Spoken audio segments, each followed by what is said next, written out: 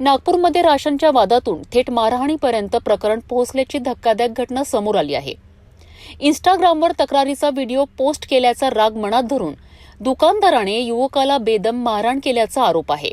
एवढंच नाही तर मध्यस्थी करायला गेलेल्या त्याच्या लहान भावालाही गंभीर जखमी करण्यात आलाय. ही घटना नागपूरमधील कडमना बस्ती परिसरात कंट्रोल प्रतिभा लॉनच्या बाजूला घडल्याची माहिती समोर येत आहे. राशन वितरणामध्ये गैरव्यवहार होत असल्याचा आरोप करत पीडित युवकाने इंस्टाग्रामवर एक व्हिडिओ पोस्ट केला होता.